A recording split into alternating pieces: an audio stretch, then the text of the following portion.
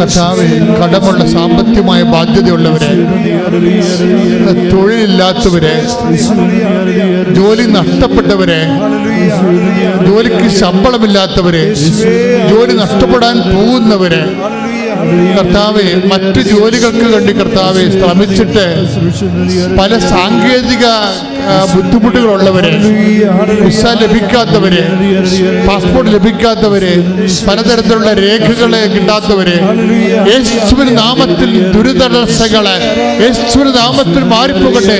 ശ്രദ്ധിക്കട്ടെ.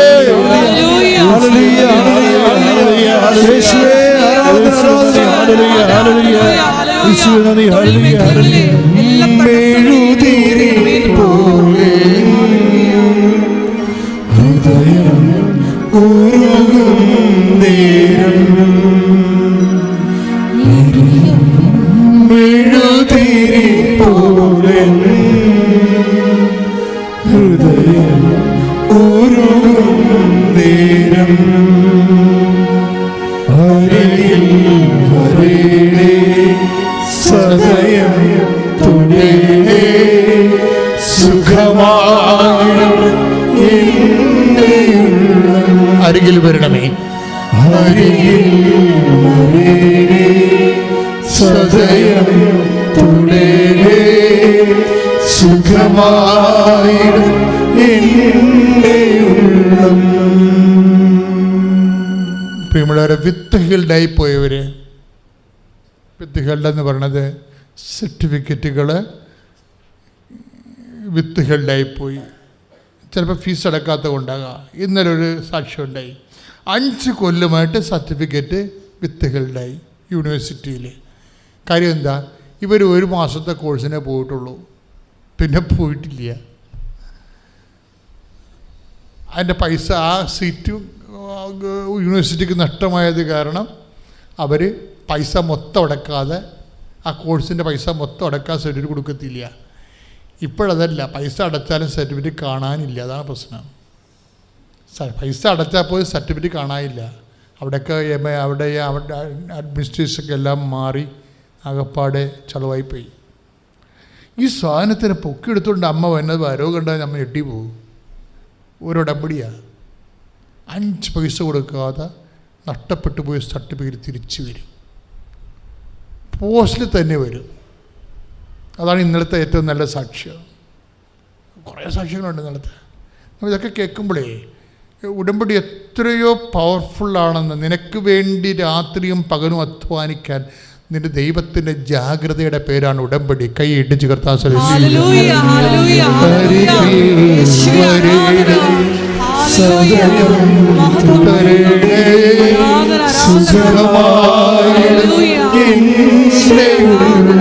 ശക്തി പാടുക സന്തോഷത്തോടെ.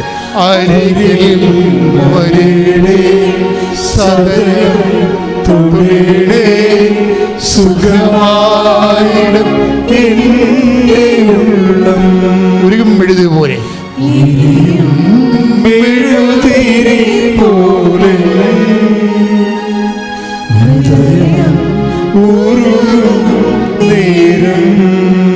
മെഴുതിരി പോലെ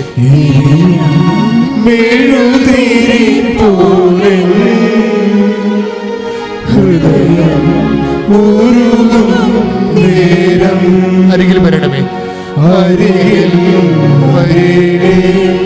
സദയം തുണയേ, സുഖമായിടും എൻ്റെ ഉള്ളം.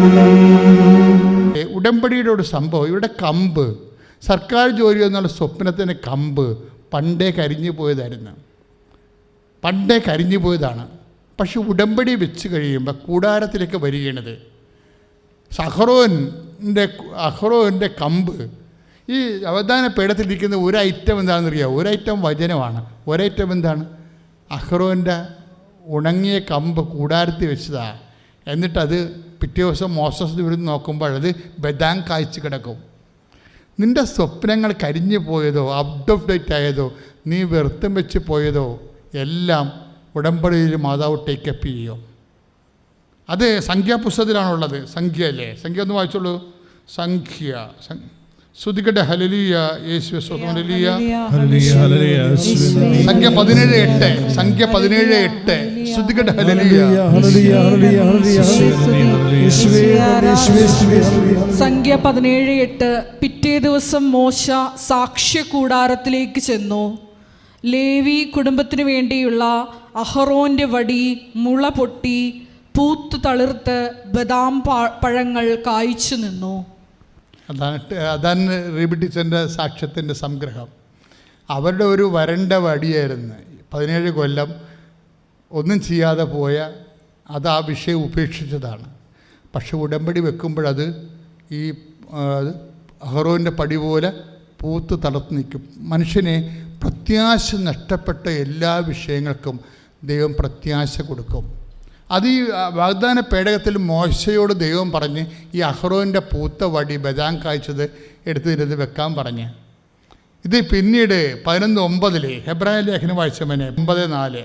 അതിൽ സ്വർണം കൊണ്ടുള്ള ധൂപപീഠവും എല്ലാ വശവും പൊന്നു പൊതിഞ്ഞ വാഗ്ദാന പേടകവും ഉണ്ടായിരുന്നു. മന്ന വച്ചിരുന്ന സ്വർണ്ണ കലശവും മന്ന വെച്ചിരുന്ന സ്വർണ്ണ വാഗ്ദാന പേടകത്തിലുള്ള ഐറ്റമാണ് ഈ പറയണത്. മന്ന വെച്ചിരുന്ന സ്വർണ്ണ കലശവും അഹറോന്റെ തളിർത്ത വടിയും ഉടമ്പടിയുടെ ഫലകങ്ങളും അതിൽ സൂക്ഷിച്ചിരുന്നു. നിങ്ങൾ ഉടമ്പടി ഫലകങ്ങൾ ഇതിലല്ലേ സൂക്ഷിക്കണത്? അതെന്ത് സംഭവിച്ചു കഴിഞ്ഞാൽ ഉടമ്പടിയുടെ ഫലകങ്ങൾ എന്ന് പറഞ്ഞ വചനമാണ് മോശസിന് കൊടുത്തത്. പിന്നെ അഹറോൻ്റെ തളർത്ത വടി പ്രത്യാശ. പിന്നെ എന്താണ്? വാഗ്ദാന പേടകത്തിൽ സ്വർണ്ണക്കലശത്തിൽ മന്നാപ്പം. കാര്യം ജനം ഭക്ഷണം ഇല്ലെന്ന് പറഞ്ഞപ്പോൾ ആകാശത്തും ദൈവം ഭക്ഷണം കൊടുത്തതിൻ്റെ കാര്യം. അതായത് ഇതെല്ലാം ഒരു സാധ്യത മങ്ങുമ്പോൾ ജോലി, വീട്, വിവാഹം, ജീവിതം, യാത്ര എല്ലാത്തിനും മാനുഷികമായ മെറിറ്റുകൾ കുറയുമ്പോൾ ദൈവത്തിൻ്റെ ഇടപെടലുകളുടെ അടയാളങ്ങളാണ് അഹറോന് തളർത്ത വടിയും മന്നാപ്പവും. അതുപോലെ തന്നെ അതിനെ നിവൃത്തിയാക്കുന്ന ദൈവത്തിൻ്റെ വചനവും. അപ്പോൾ അവൻ പറയണത് പോലെ ചെയ്യാവുന്നല്ലേ നമ്മൾ പറയണത് മാതാവിൻ്റെ മധ്യസ്ഥത്തിൽ. അപ്പോഴിതുപോലെ നിൻ്റെ പ്രത്യാശ കരിഞ്ഞ വടികളെല്ലാം തളർക്കും. നീ ചിന്തിക്കാത്ത സ്ഥലത്ത് നിന്ന് നിനക്ക് ആഹാരം കിട്ടും, വഴി കിട്ടും, ജോലി കിട്ടും. ഇതെല്ലാം ദൈവത്തിൻ്റെ വാഗ്ദാനങ്ങളാണ് ആണ്. അതിനാണ് വാഗ്ദാന പേടകം എന്ന് പറയണത്. പുതിയ നിയമത്തിൽ വാഗ്ദാന പേടകം പരിശുദ്ധ അമ്മയാണ്. യേശുവും വാഗ്ദാന പേടകമാണ്. പക്ഷേ മരിയൻ ഉടമ്പടി വാഗ്ദാന പേടകമായ പരിശുദ്ധ അമ്മയുടെ മധ്യസ്ഥത്തിലേക്ക് നമ്മുടെ ജീവിതം നമ്മൾ പുനഃക്രമീകരിച്ചുകൊണ്ട് യേശുവിന് സാക്ഷ്യമായി ജീവിക്കുന്ന ഒരു വിശ്വാസത്തിൻ്റെ ഒരു നിത്യസമർപ്പണമാണ്. പ്രാർത്ഥിക്കുക. കർത്താവായ ദൈവമേ, മരിയൻ ഉടമ്പടിയുടെ ആത്മാവും അന്തസത്തയും അറിഞ്ഞുകൊണ്ട് അത് നിലവിൽ വരുത്തുവാനും ദൈവത്തിന്റെ സാന്നിധ്യം എനിക്ക് എല്ലാ മേഖലകളിലും സംലഭ്യമാക്കുവാനും എന്നെ ലൂക്കാ 1:30 അനുസരിച്ചുകൊണ്ട് പരിശുദ്ധ അമ്മയെപ്പോലെ എനിക്കും ദൈവതിരുസന്നിധിയിൽ അമ്മയുടെ മാധ്യസ്ഥത്തിലെ കൃപ കണ്ടെത്തുവാൻ, കൃപയുടെ അവസാനം നിത്യതയിലെ ദൈവത്തോടുകൂടി ആയിരിക്കുവാൻ എന്നെ അഭിഷേകം ചെയ്യണം. ശ്രദ്ധിക്കട്ടെ.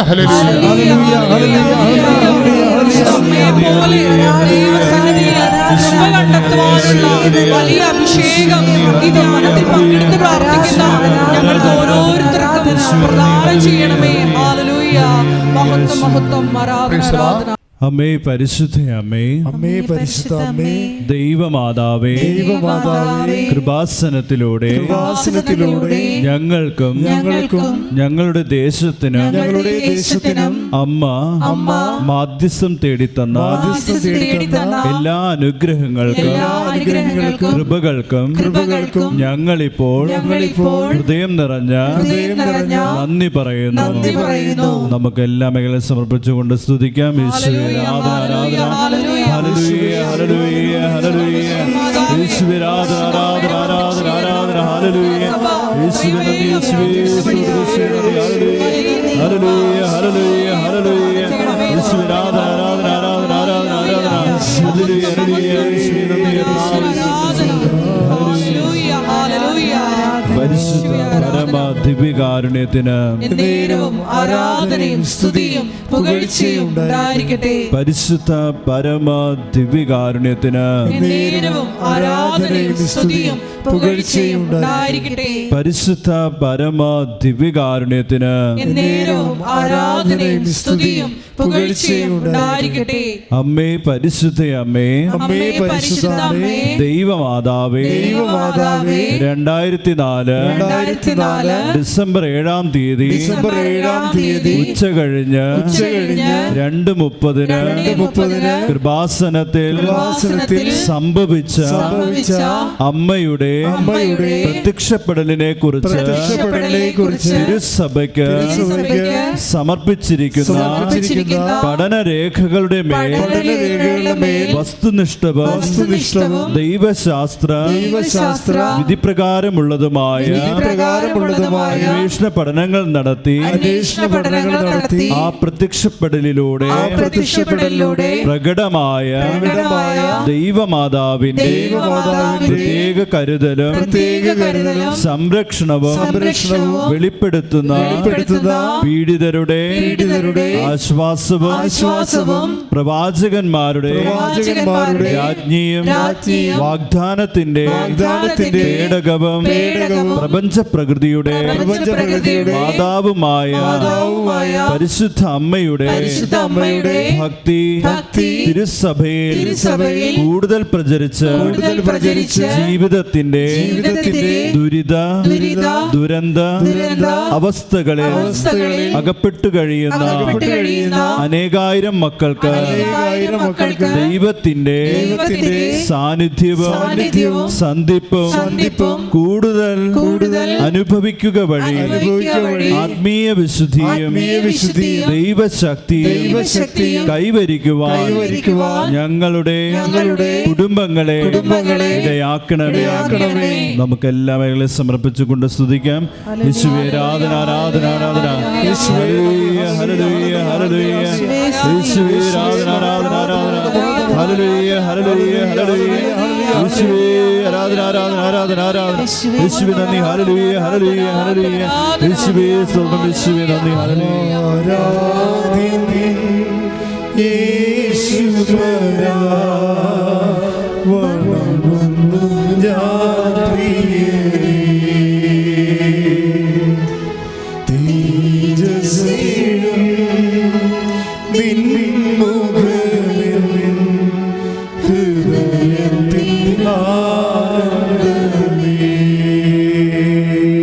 പരിശുദ്ധ പരമ ദിവ്യകാരുണ്യത്തിന് നേരവും ആരാധനയും സ്തുതിയും പുകഴ്ചയും ഉണ്ടായിരിക്കട്ടെ.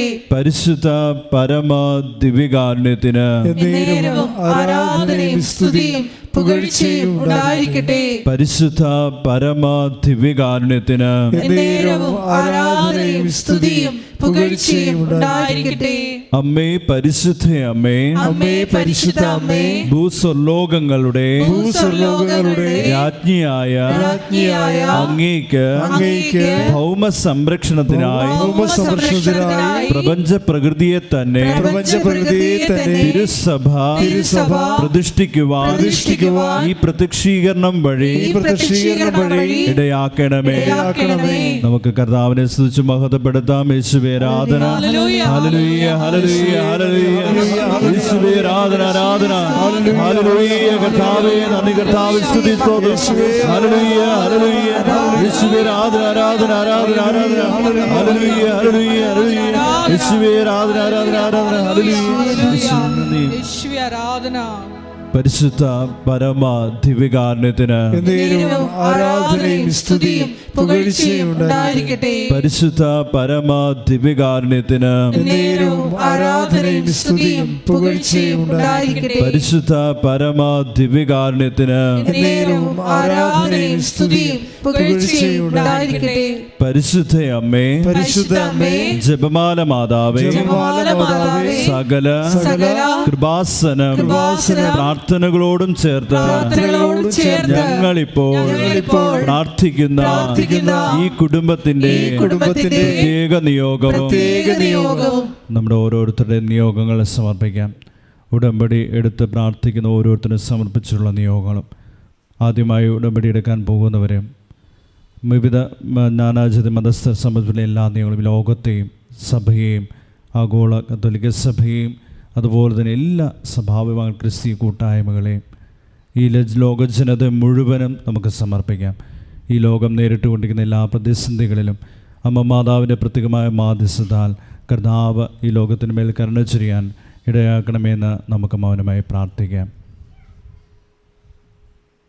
ഞാൻ വന്നിരിക്കുന്നത് തിരുവനന്തപുരത്ത് നിന്ന്. ഞാൻ ഉടമ്പടി എടുത്ത് 2019 28-ാം തീയതി, ഡിസംബർ മാസം 28-ാം തീയതി. ഇതെൻ്റെ രണ്ടാമത്തെ സാക്ഷ്യമാണ്. ഞാൻ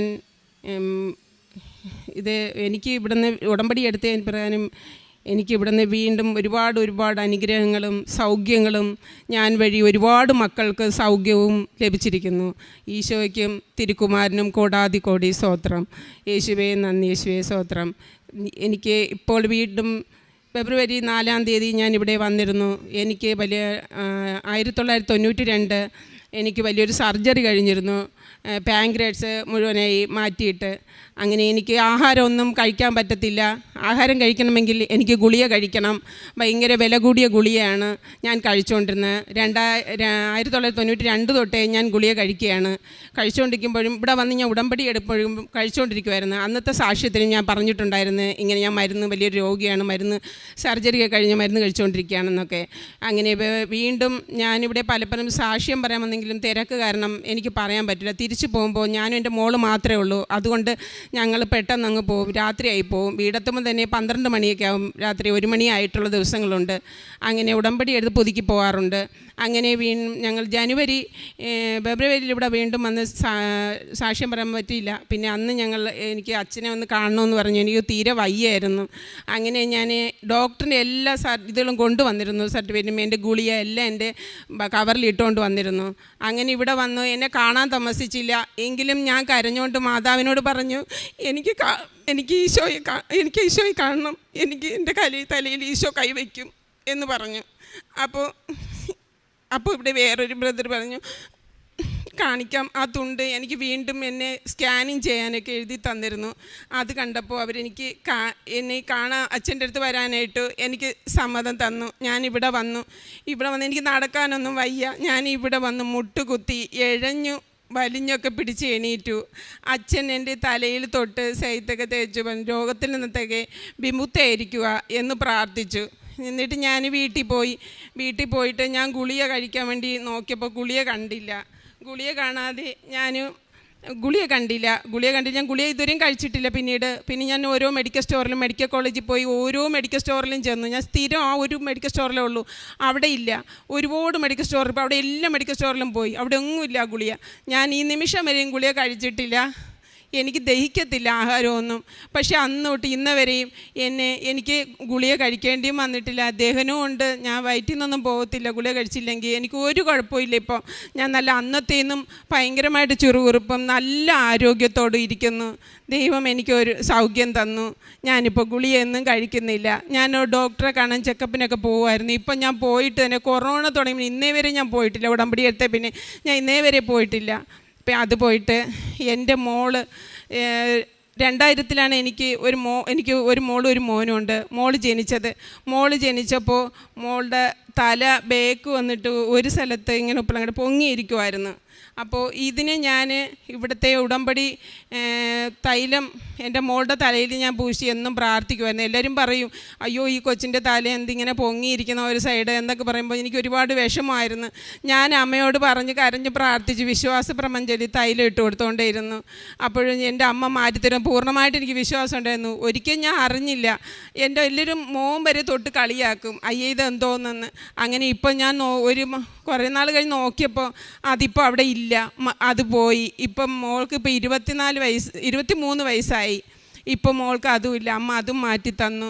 അത് പോയിട്ട് എൻ്റെ മോൾക്ക് ജോലി ആദ്യം ഒരു സ്ഥാപനത്തിൽ ജോലിക്ക് പോയിക്കൊണ്ടിരുന്ന അക്കൗണ്ടൻ്റാണ്. അപ്പോൾ അവർ പള്ളിയിലൊന്നും പോകാനോ കൃപാസനത്തിൽ വരാനോ താമസിക്കത്തില്ലായിരുന്നു. ഞാൻ അമ്മയോട് കരഞ്ഞ് പ്രാർത്ഥിച്ചിട്ട് പറഞ്ഞു, മോളെ നമുക്ക് ആ ജോലി വേണ്ട, അമ്മയും ഈശോയും തള്ളിയുള്ളൊരു ജോലി നമുക്ക് വേണ്ട, ദൈവം അതിനേക്കാൾ കൂടുതൽ നമുക്ക് തരും എന്ന് പറഞ്ഞു. അപ്പോൾ ഇപ്പോൾ എൻ്റെ മോൾക്ക് അതേപോലെ അമ്മ തന്നു. ദൈവത്തിൽ വിശ്വസിക്കുന്ന ഒരു സ്ഥാപനത്തിൽ അവർ എപ്പോൾ പള്ളിയിലെ കാര്യം എന്തു പറഞ്ഞാലും, അവൾ ടീച്ചേഴ്സും കൂടെയാണ്, സൺഡേ ക്ലാസ് ടീച്ചേഴ്സും കൂടെയാണ്. പള്ളിയിലെ എല്ലാത്തിലും അവളെ വിടുകയും എത്ര അവധി ചോദിച്ചാലും തരികയും ഒരു ഇതും പറയില്ല, പോടിപ്പോയ്ക്കോ എന്ന് പറയും. അങ്ങനെയും അമ്മ നമുക്ക് കൃപകൾ തന്നു. അത് പോയിട്ട് എൻ്റെ മോനും ഒരു സ്ഥാപനത്തിൽ ജോലി ചെയ്യുന്നു. അവനും പ്രമോഷനൊന്നും കിട്ടാതിരുന്നു. ഇപ്പോൾ അവന് പ്രമോഷനൊക്കെ കിട്ടി, അവനും നല്ല നിലയിൽ ഇരിക്കുന്നു. അത് പോയിട്ട് എൻ്റെ അണ്ണൻ, എൻ്റെ മൂത്ത അണ്ണൻ്റെ കാലെല്ലാം കൊത്തം പണിയാണ് ചെയ്യുന്നത്. കാലിലൊക്കെ ഭയങ്കര അലർജി ആയിരുന്നു. അതിന് അമ്മയുടെ ഉപ്പ് ഞാൻ കൊടുത്തിരുന്നു. അത് കൊടുത്ത് ഇട്ട് കാലെല്ലാം പൊട്ടി ഒലിച്ച് വ്രണമായിരുന്നു. അത് അമ്മയുടെ ഉപ്പിനെ ഇട്ട് വെള്ളത്തിയിട്ട് കലക്കി അത് ഒഴിച്ച് കഴിവേണ്ട ഫലമായി അതെല്ലാം പോയി. ഒരുപാട് മരുന്നുകൾ ഉപയോഗിച്ചിട്ടും അത് പോയിട്ടില്ലായിരുന്നു. അത് ബ്ലഡിൽ എന്തോ കലർന്ന അലർജിയാണെന്ന് പറഞ്ഞു. അതെല്ലാം ഇപ്പം അമ്മയുടെ ഉപ്പിട്ട് പേരിൽ എല്ലാം മാറി. അമ്മയെ തന്ന വലിയ കൃപയ്ക്കായി കോടി സ്തോത്രം. അത് പോയിട്ട് എൻ്റെ അനുജത്തി ഗൾഫിൽ അറബിയുടെ കീഴിൽ ആയിപ്പോയി. അവർ ഒരുപാട് പീഡനങ്ങളും ഇതായി അവൾ നാട്ടിൽ വരാൻ പറ്റാതെയും അവർ പീഡിപ്പിച്ചുകൊണ്ടിരുന്നു. അങ്ങനെ ഞാൻ അമ്മയോട് കരഞ്ഞു പ്രാർത്ഥിച്ചു, അമ്മ മാത്രമേ ഉള്ളൂ, അവൾ രക്ഷിക്കണമേ എന്ന് പറഞ്ഞ് കരഞ്ഞ് പ്രാർത്ഥിച്ചു. അമ്മ ഒരാഴ്ച ഞാൻ അമ്മയ്ക്ക് തരും, അമ്മ അവിടെ പോകണം, ഇപ്പം തന്നെ അമ്മ അവിടെ പോകണം, എന്നോട് സ്നേഹം ഉണ്ടെങ്കിൽ അമ്മ പോകുമെന്ന് പറഞ്ഞു. അമ്മ ആ നിമിഷം തന്നെ അവിടെ ഒരാഴ്ച ആയില്ല, അതിനുമ്പേ അമ്മ അവിടെ നിന്ന് മാറ്റി. ഇപ്പോൾ പുതിയതായിട്ട് വേറെ നല്ലൊരു സ്ഥാപനത്തിൽ ജോലി ചെയ്യുന്നുള്ളൂ, സുഖമായിട്ട്. ഇപ്പോൾ അവൾക്ക് വരണമെന്ന് പോലും ഇല്ല, സന്തോഷമായിട്ട് ജോലി ചെയ്യുന്നു. അമ്മയ്ക്ക് കോടി നന്ദി, ഈശോയ്ക്കും അമ്മയ്ക്കും. അത് പോയിട്ട് അവളെ മോക്ക് അലർജി ആയിരുന്നു. ഒത്തിരി വർഷം കൊണ്ട് നരമ്പിൽ ഇഞ്ചക്ഷൻ എടുത്താലേ അത് മാറുള്ളൂ. അതിൻ്റെ ഞാൻ ഈ തൈലം തൊട്ട് അവളെ മൂക്കിൽ തൊട്ട് പ്രാർത്ഥിച്ചു അമ്മേന്നെ. എന്നിട്ട് ഞാൻ കൊന്ത പഠിച്ചുകൊണ്ട് ഉറങ്ങിപ്പോയി. അപ്പോൾ നേരം വെളുക്കുമ്പോൾ ഇത് കാണല്ലേ അമ്മേ എന്ന് പറഞ്ഞ് പ്രാർത്ഥിച്ചു. നേരം വെളുത്തപ്പോൾ അതെല്ലാം അവൾക്ക് ഇന്ന് വരെ ഇല്ല, അലർജി മാറ്റി കൊടുത്തു അമ്മയ്ക്ക് കോടി സ്തോത്രം. അത് പോയിട്ട് ഒത്തിരി അനുഗ്രഹങ്ങൾ ഇതല്ലാതെ ഒത്തിരി കിട്ടിക്കൊണ്ടിരിക്കുന്നു.